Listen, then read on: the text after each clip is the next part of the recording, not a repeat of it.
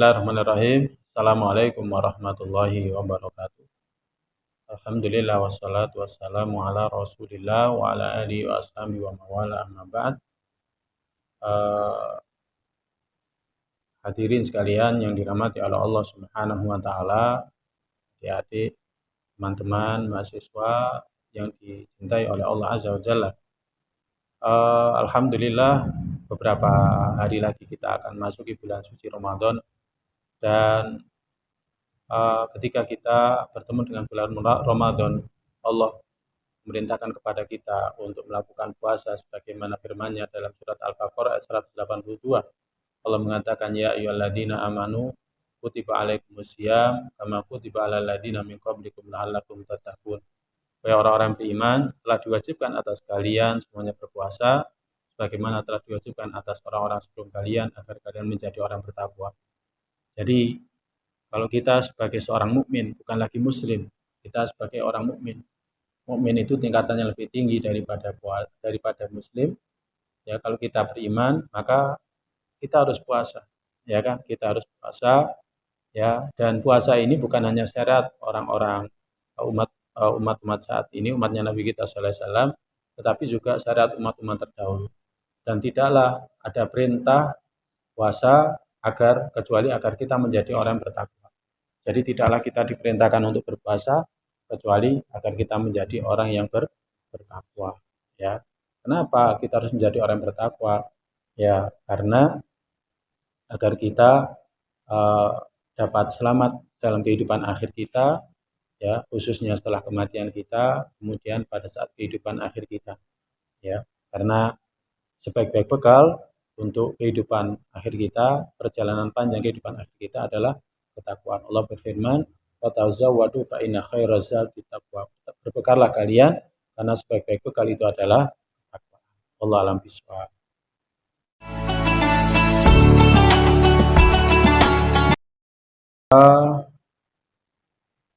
Khotal iman jamaah sekalian yang dirahmati oleh Allah Subhanahu wa taala, apa saja tanda-tanda puasa seseorang itu diterima oleh Allah Azza wa Jalla?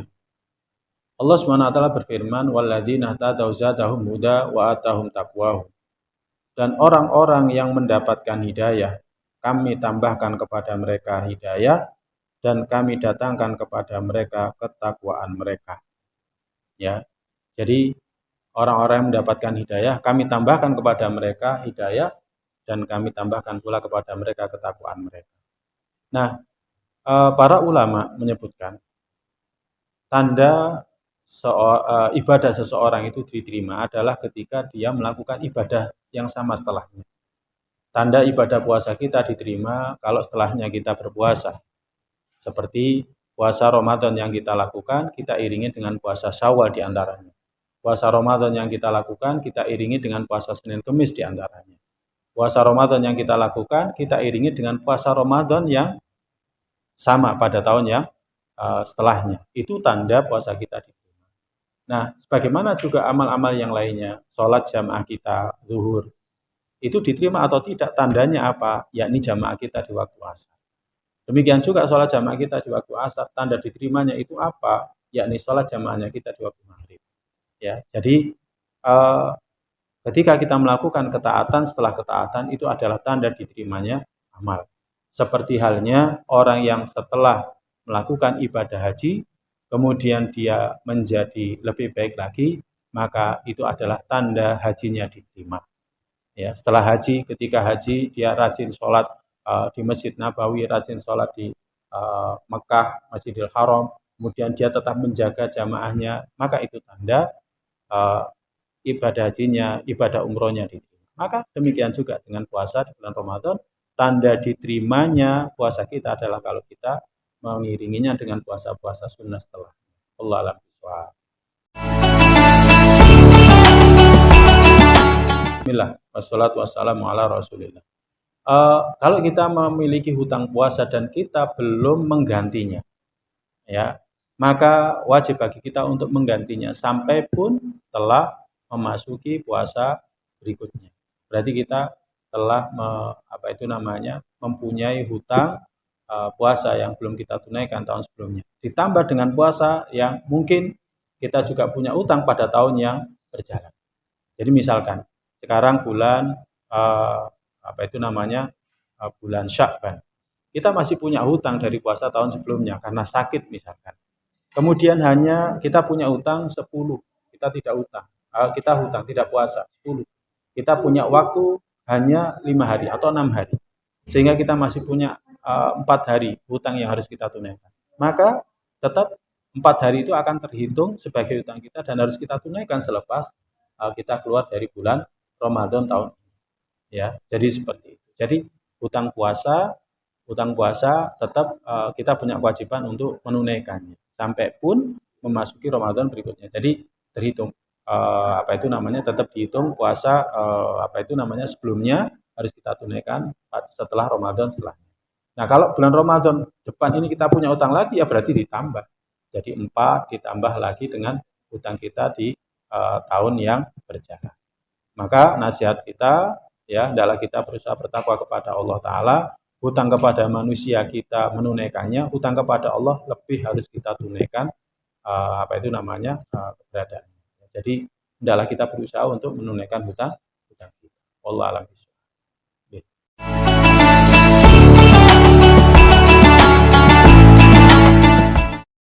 Bismillah. Wassalatu wassalamu ala Rasulillah. Ada riwayat yang menyebutkan naumatus shaim ibadah. Tidurnya orang puasa itu adalah ibadah. Riwayat ini diriwayatkan oleh Al-Baihaqi tetapi ada perawi yang lemah di dalamnya sehingga hadis ini adalah lemah, dhaif. Jadi tidak bisa dijadikan dalil. Ya. Nah, jadi karena tidak bisa dijadikan dalil maka tidurnya orang yang berpuasa itu ya tidak bisa dijadikan alasan. Oh, kalau saya tidur berarti saya ketika itu beribadah. Tidak. Ya. Jadi tidak.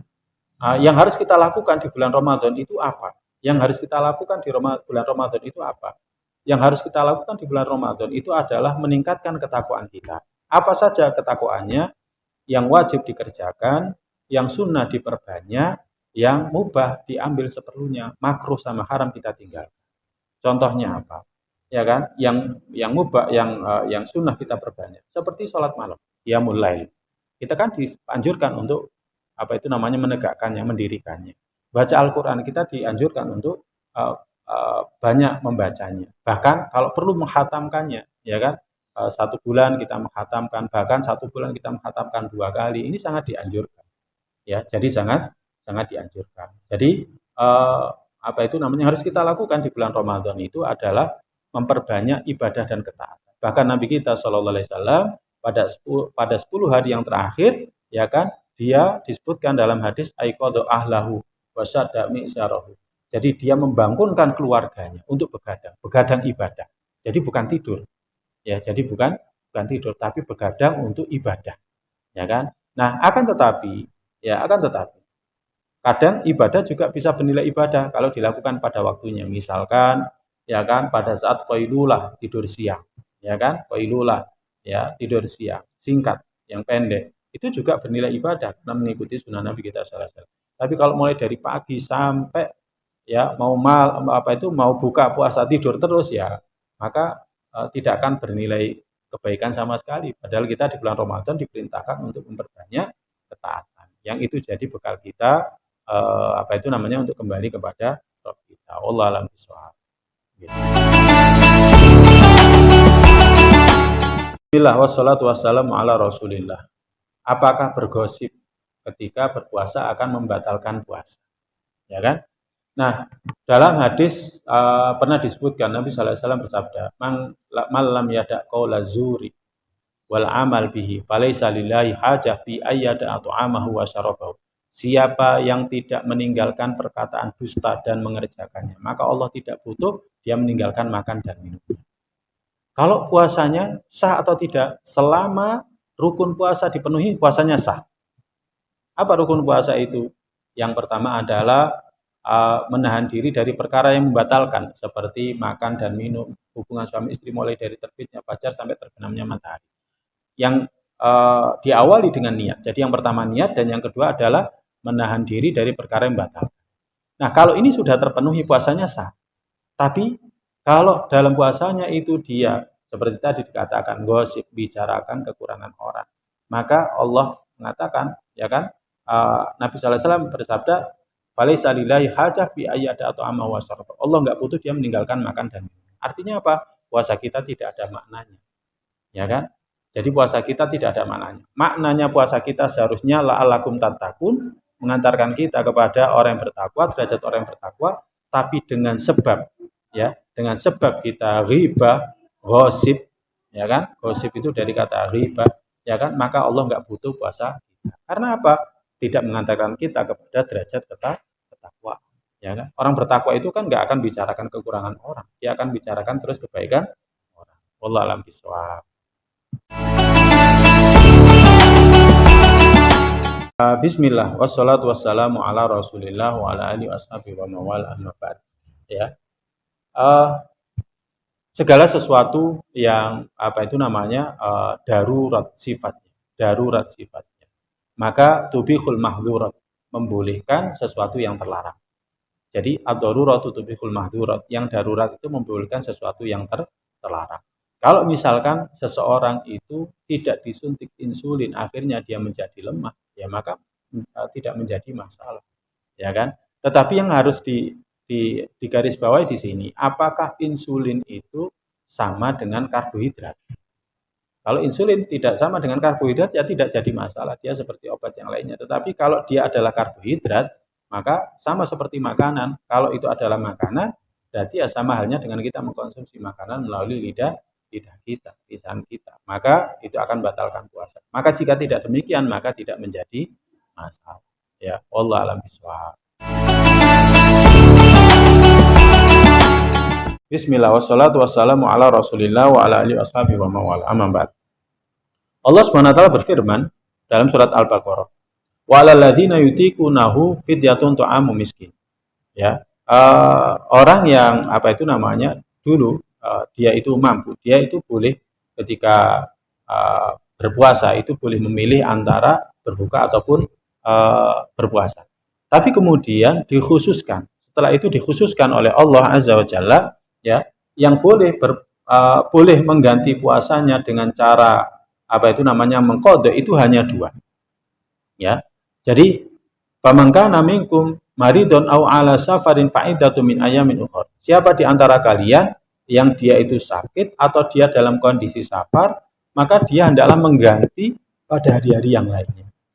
Para ulama menyebutkan dari surat ini, ya, dari ayat ini, bahwa yang boleh untuk tidak berpuasa dan mengqadhanya itu hanya orang yang sakit, yang bisa diharapkan kesembuhannya, dan yang kedua adalah orang dalam safar, dalam pekerjaan, dalam perjalanan, ya, bukan dalam pekerjaan, dalam perjalanan. Nah, mereka saja yang boleh mengqadha.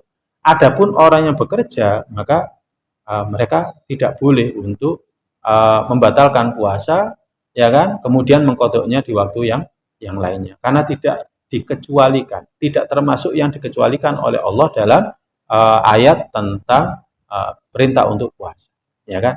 Sekiranya ada ayat ataupun hadis Nabi SAW yang menyebutkan bahwa orang yang bekerja itu boleh dia itu mengganti puasanya di luar bulan Ramadan, maka tentunya boleh. Tapi yang diperbolehkan dalam ayat Al-Quran itu hanya orang yang sakit, dan yang kedua orang yang berada dalam perjalanan safar. Itu saja yang mereka boleh mengganti apa itu namanya puasanya di hari-hari yang lainnya. Wallahu a'lam bishawab. Bismillah, wassalatu wassalamu ala rasulillah. Bagaimana kalau kita lupa berapa hutang puasa kita di bulan Ramadan, ya, maka kita apa itu namanya berusaha untuk mengingat, ya kan, yang paling kuat menurut ingatan kita itu berapa, itulah yang kita bayar hutangnya, ya, karena pada prinsipnya Allah SWT berfirman, fattaqullaha mastata'tum, bertakwalah kalian kepada Allah semampu kalian. Ya, bertakwalah kalian kepada Allah semampu kalian. Artinya semampu kita itu apa? Kita berusaha untuk ingat-ingat berapa ya. Ya, coba dihitung, coba. Misalkan, oh, saya dulu tidak puasa, ya kan, mulai tahun sekian sampai tahun sekian, ya kan. Yang ketinggalan adalah kira-kira sekian. Ya sudah itu. Perkiraan kuatnya itu berapa? Jadi perkiraan kuatnya itu berapa, itulah yang nanti akan dia qadha. Jadi perkiraan kuatnya itu berapa, itulah yang tadi dia akan dia qadha. Misalkan perkiraan kuatnya itu adalah saya tidak puasa selama 3 bulan misalkan. Ya sudah, 3 bulan itu ya kan, menurut perkiraan kuat kita itu yang akan kita qadha. Ya. Jadi seperti itu. Jadi berusaha untuk menghitung. Ya. Kalau misalkan tidak mengetahui secara pas, ya sudah perkiraan kuatnya berapa. Ya. Yang jelas kita berusaha bertakwa kepada Allah semampu kita. Allah alam bisawab. Gitu. Baik, bismillah wassalatu wassalamu ala Rasulillah wa ala alihi washabihi wa wala. Puasa melihat aurat. Yang dimaksud ini mungkin aurat orang lainnya, ya.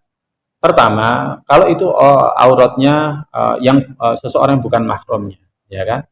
Ya, jelas tidak diperbolehkan. Ya, jelas tidak diperbolehkan. Apakah membatalkan puasanya? Tadi sudah kita sampaikan, yang membatalkan puasa itu cuma 2, ya kan? Kalau dia tidak niat atau dia makan dan minum secara sengaja, hubungan suami istri secara sengaja. Nah, tapi kalau kita melihat auratnya orang lain, ya misalkan lihat di tayang televisi, kemudian lihat di iklan, ya kan, tiba-tiba iklan itu muncul di hadapan kita, gitu kan, kita jalan di luar, tiba-tiba ada orang yang membuka auratnya, kita melihat aurat mereka, ya kan, bagaimana itu? Ya kalau misalkan kita langsung memalingkan pandangan kita, tidak jadi masalah, tapi kalau kita langsung menikmati, tetap menikmati auratnya orang, nah itu. Apakah membatalkan puasa? Tidak. Yang membatalkan puasa itu adalah kalau kita makan dan minum dengan sengaja. Tetapi itu akan mengurangi nilai daripada puasa. Mengurangi makna daripada puasa. Allah alam bisawab. Bismillah wassalatu wassalamu ala Rasulillah wa ala alihi washabihi wa mawala mamba. Bagaimanakah cara melakukan sholat tarawih yang benar? Yang pertama, sholat tarawih itu tidak dilakukan kecuali dengan jamaah kaum muslimin.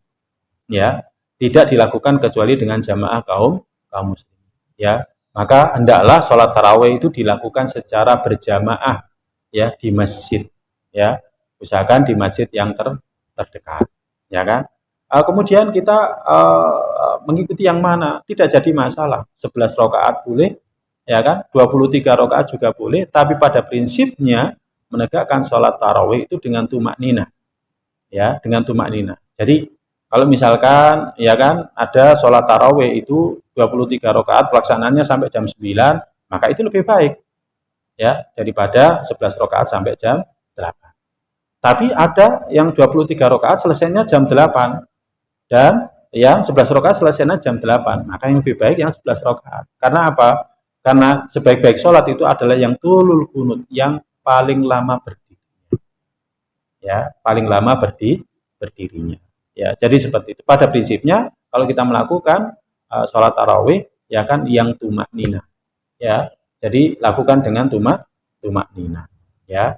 Nah, kemudian yang juga tidak kalah penting, lakukan sholat tarawih sampai tuntas bersama dengan imam kaum muslimin. Jangan misalkan sholat tarawih ya kemudian witirnya nanti malam. Nah, kalau dia witirnya sendiri tidak bersama dengan imamnya kaum muslimin, dia tidak mendapatkan keuntungan atau fadilah sholat malam suntuk, sholat semalam suntuk. Tapi kalau dia sholat bersama dengan imamnya kaum muslimin, ya kan, dia sholat bersama dengan imam kaum muslimin sampai witirnya, dia akan mendapatkan keutamaan sholat semalam suntuk. Ya kan nggak mungkin kita sholat semalam suntuk ya, mulai dari pada isya terus sampai mendekati subuh. Tapi kita akan dapat fadilah itu caranya bagaimana? Dengan sholat tarawih bersama imam hingga witirnya sekali. Allah alam.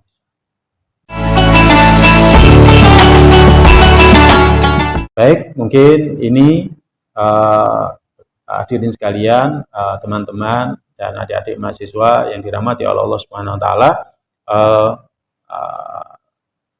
sedikit pengantar tentang puasa dan tanya jawab tentang masalah puasa. Semoga sedikit banyak ini memotivasi kita untuk lebih mengetahui lebih dalam lagi tentang masalah puasa kita. Kenapa kita harus mengetahui lebih dalam tentang puasa kita? Ingat teman-teman adik-adik sekalian yang dirahmati oleh Allah Subhanahu wa taala, kita hidup ini hanya sekali dan hidup kita harus berarti. Artinya kalau melakukan ketaatan ibadah itu harus betul-betul ya kan sesuai dengan yang pernah diajarkan oleh Allah Ta'ala, demikian juga dengan Nabi kita Shallallahu Alaihi Wasallam. Tujuannya apa? Ketika nanti kita mati, kemudian kita dibangkitkan dalam kehidupan akhir, ya kan? Kita bisa mendapatkan, bisa mengharapkan, kemudian mendapatkan pahala dari puasa kita. Yang itu kita butuhkan. Ingat, puasa sehari di jalan Allah, ya disebutkan dalam hadis, man shoma yauman fi sabilillah ba'adallahu wajhahu sab'ina kharifan. Siapa yang puasa sehari di jalan Allah, maka Allah akan jauhkan wajahnya 70 tahun perjalanan dari neraka. Ya, kita butuh itu. Karena semuanya nanti kita akan lewat neraka sebelum nanti kita tiba di surga. Masalahnya adalah bisakah kita selamat sampai surga? Ya. Nah, salah satu ibadah yang membantu kita untuk selamat dari neraka itu adalah puasa. Semoga Allah Ta'ala memberikan taufiknya kepada kita. Semoga bermanfaat untuk kita semuanya. Allahumma inna nas'aluka ilman nafi'an wa rizqan thayyiban wa amalan mutaqabbala. Kita akhiri dengan doa penutup majelis. Subhanakallahumma bihamdika asyhadu an la ilaha illa anta astaghfiruka wa atubu ilaik. Assalamualaikum warahmatullahi wabarakatuh.